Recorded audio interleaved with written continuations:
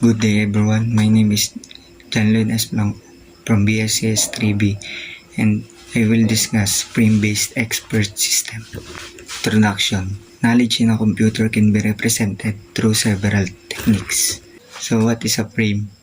A data structure called a frame contains common knowledge about a specific object or notion. In the frame-based expert systems, frames are used to capture and represent knowledge. Marvin Minsky first introduced frames in the 1970s. Frame as knowledge representation. Frame is a data structure with typical knowledge about a particular object or concept. Each frame has its own name and a set of attributes or slats. Why is it necessary to use frames? Frames provide a natural way for the structured and concise representation of knowledge, speed up the computation process by localizing searching area. In addition, mahalagang gamitin natin yung frame base. Kumbaga, nakakatulong ito in order to understand the complex information.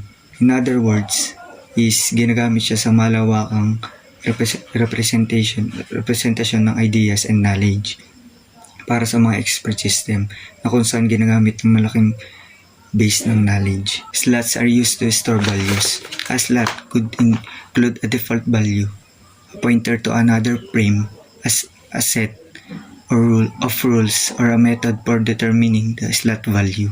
In general, slots may include such information as frame name, relationship of the frame to the other frames, slot values, slot value when the frame is established or during a session with the expert system.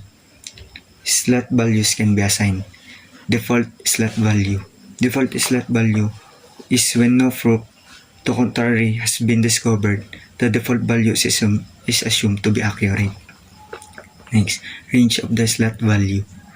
Range of the slot value, whether a certain object or idea satisfies the stereotype requirements specified by the frame, depends on the slot value's range. Next, procedural information. If the value of a slot changes or is required, procedure can be connected to it. Through the use of facets, frame-based expert systems also offer an expansion to the slot value structure. What is a facet? Facet is a way to give detailed information about the frame characteristic. Facets are used to define the value of the attribute, manage and user request, and instruct the reference engine on how to handle the attribute. Generally speaking, characteristics can have value, prompt, and inference facets attached to them using frame-based expert systems. How are objects related in frame-based systems? There are three types of relationship between objects. 1. Generalization.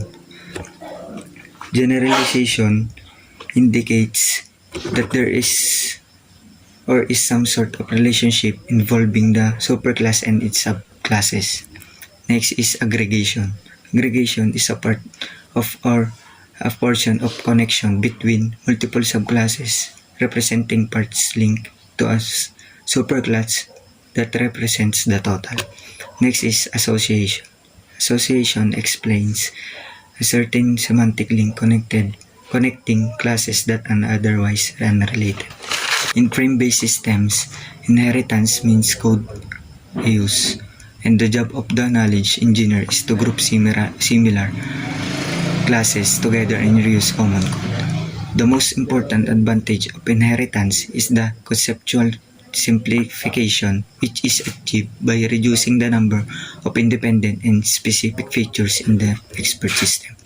In general, frame-based systems cannot distinguish between essential properties, those that an instance but have in order to be considered a member of a class, and accidental properties, those that all the instance of class just happen to it. Methods and daemons. As we have already discussed, frames provide us with a structural and concise means of organizing knowledge. However, we expect an expert system to act as an intelligent assistant. We require it not only to store the knowledge but also to validate and manipulate this knowledge. To add actions to our frames, we need and methods and daemons. Methods: a procedure linked to a frame property and executed whenever necessary is referred to as a method. While daemons typically have an if-then structure, every time an attribute in the if statement of the daemons changes, it is run. Most frame-based experts use two types of methods: when change and when needed. When change, when the value of an attribute changes, a when change method is immediately called. When needed, method is used when attribute's value is unknown yet information related to that attribute to solve the problem.